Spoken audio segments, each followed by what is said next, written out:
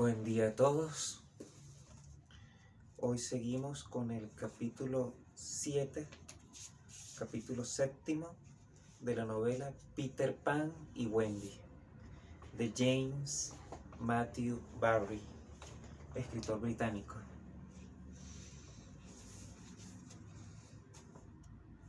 Capítulo 7. La casa subterránea.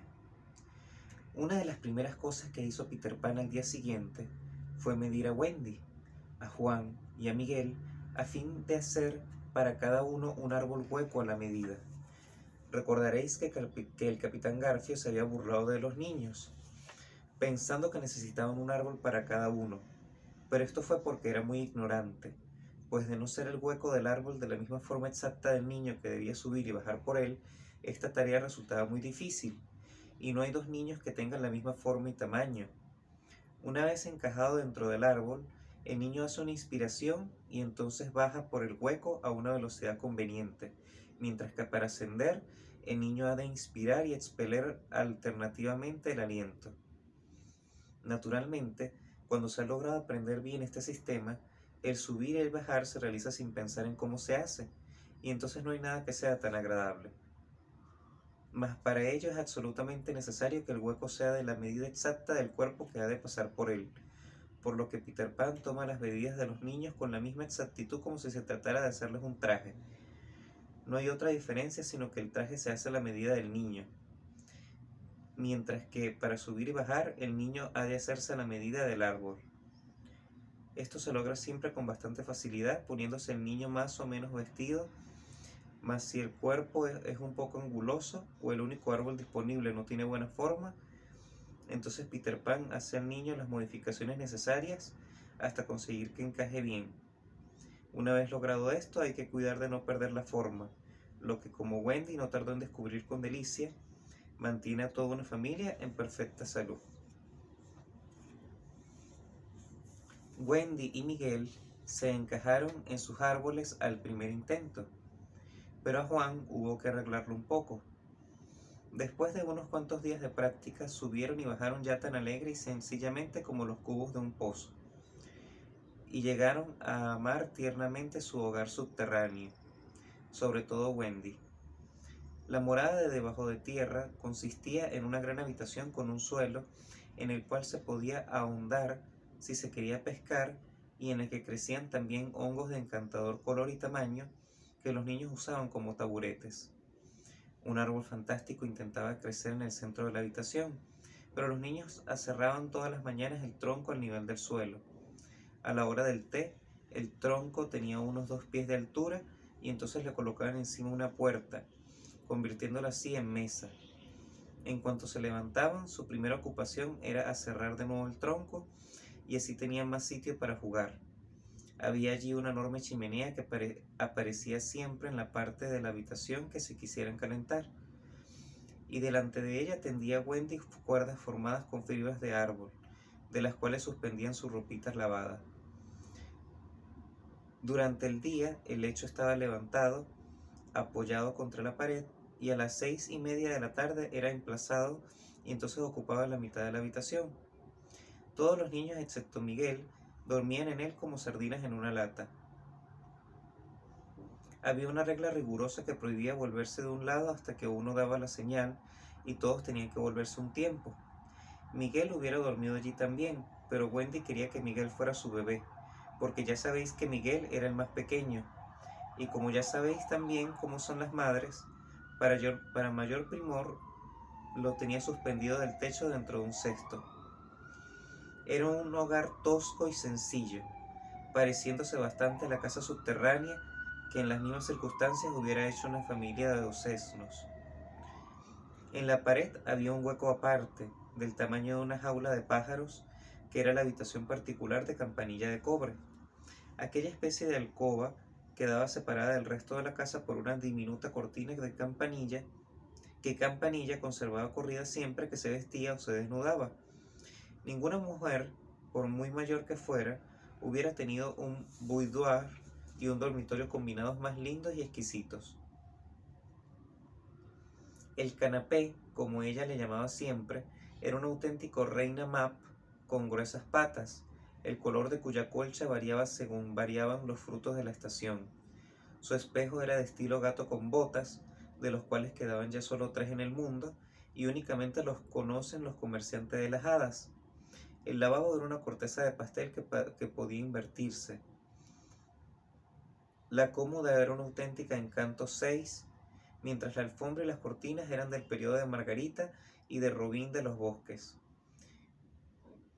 Había un gran candelabro en la casa de a las Fisnas, que estaba allí solo para cubrir las apariencias, pues naturalmente el resplandor del hada bastaba para iluminar la habitación.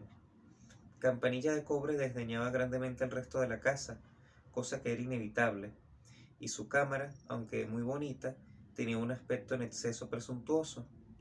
Todo esto, como es de suponer, resultaba encantador a Wendy, como se lo resultaba también el que los traviesos chiquillos le dieran tanto que hacer, porque pasaba semanas enteras sin salir de casa, excepto una media hora cada tarde, y eso llevando consigo la calceta.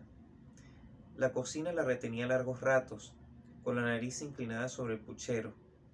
El principal alimento de los niños era pastel de frutas asadas, boniatos, nueces y castañas, pastelillos de carne, manzanas y peras, panecillos de mazapán y plátanos, y como complemento bebían refresco de calabaza.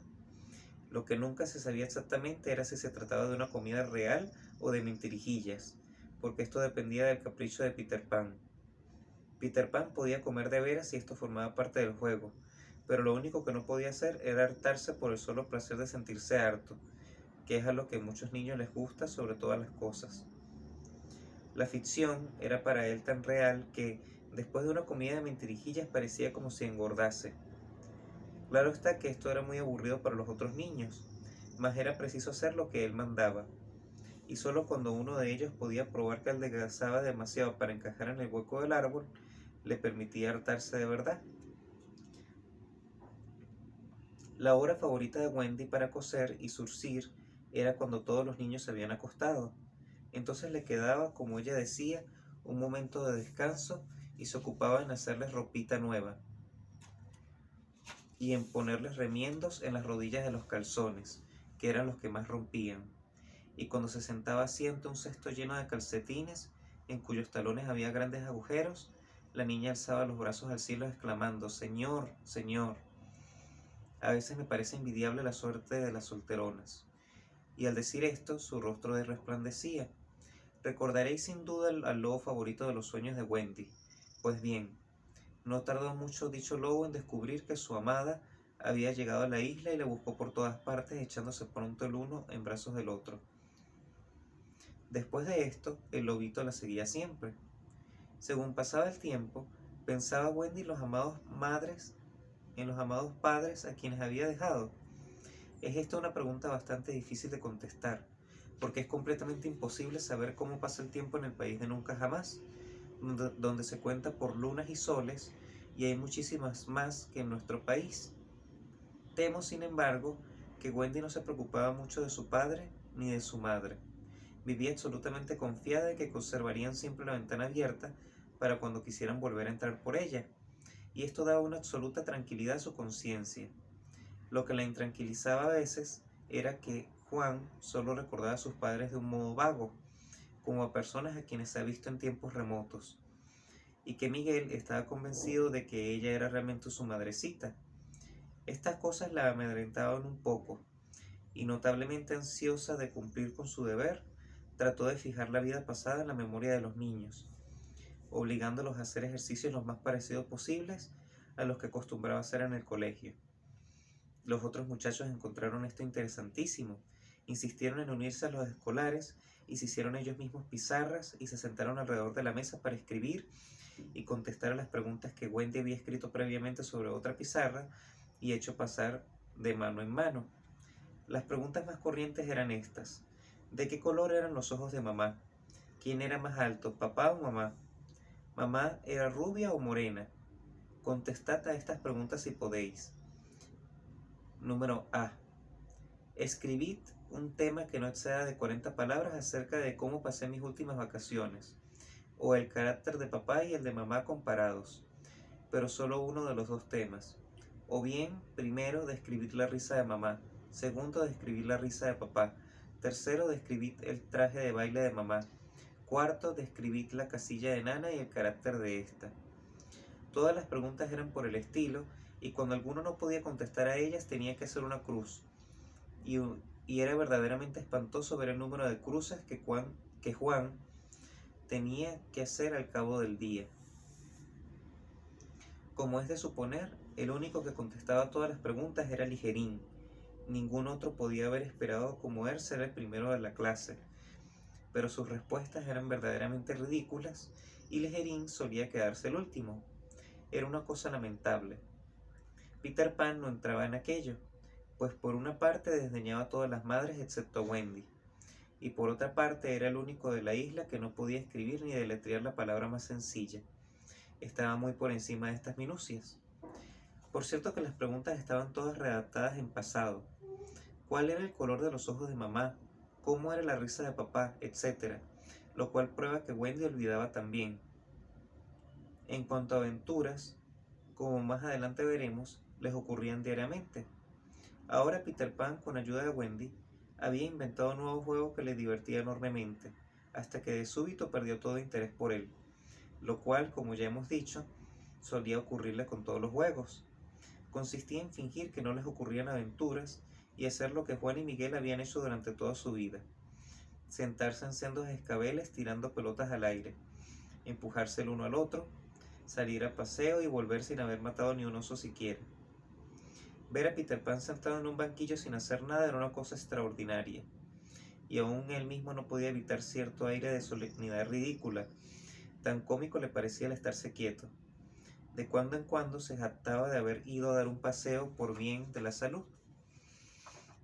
Durante varios soles, estas fueron para él las más originales aventuras, y Juan y Miguel, que se aburrían mucho, pues Peter los obligaba a hacer lo que hicieron durante toda su vida, tenían que fingir que estaban entusiasmados también, pues de no serlo así, Peter Pan los hubiera tratado severamente.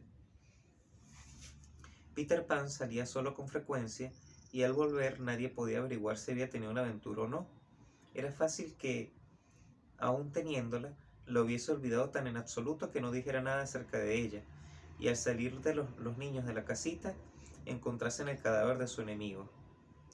Otras veces, en cambio, hablaba y hablaba de la aventura y del enemigo muerto, y no se encontraba el cadáver por ninguna parte.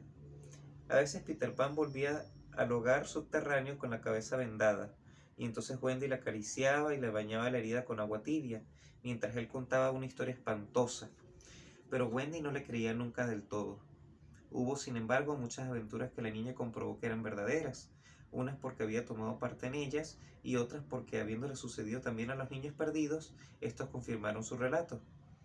Describirlas todas requeriría un libro tan grueso como un diccionario de inglés-latín, latín-inglés, y lo que más podemos hacer es dar como ejemplo el relato de una hora habitual de la isla. La dificultad es elegir cuál. En fin, tomaremos la escaramuza con los Pieles Rojas, en la quebrada de Ligerín.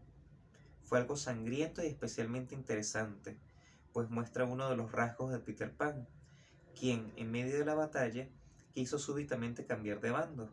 Estaban en la quebrada y era todavía indecisa la victoria, inclinándose la balanza ya a un lado, ya al otro, cuando Peter Pan gritó: «Yo quiero ser Piel Roja, ¿y tú, Simplón?».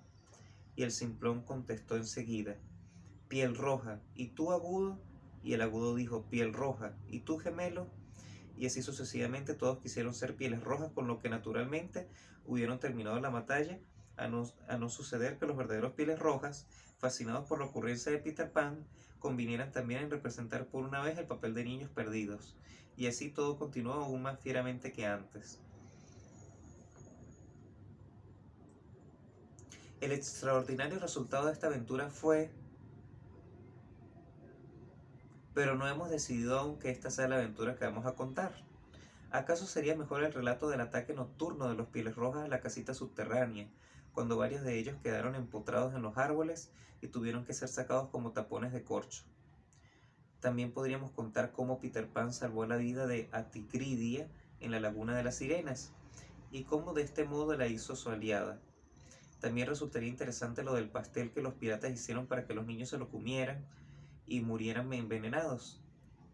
cómo lo iban colocando astutamente en un sitio tras otro, y cómo Wendy lo arrancaba siempre de la mano de sus niños hasta que, andando el tiempo, perdió toda la fuerza, se tornó duro como una piedra, fue usado como proyectil, y el capitán Garfio tropezó y se cayó sobre él en la oscuridad de la noche. Podríamos contar también la aventura de los pájaros de Peter Pan, y hablar muy especialmente del ave Ilusión, que construyó su nido colgado a un árbol sobre la laguna, y de cómo el nido se cayó al agua, a pesar de lo cual el ave siguió incubando sus huevos. Y Peter Pan dio orden terminante de que no se la molestara. Es esta una linda historia, y al fin demuestra todo el agradecimiento de que un ave es capaz. Pero si la contamos tendremos que contar también toda la aventura de la laguna, lo cual sería contar 2 cuentos en vez de uno. Una aventura más corta y no menos bonita fue la tentativa de Campanilla de Cobre, que con la ayuda de otras hadas trató de llevar a Wendy dormida sobre una gran hoja flotante hasta el continente real. Afortunadamente, la hoja cedió y Wendy se despertó creyendo que era la hora del baño y se volvió atrás a nado.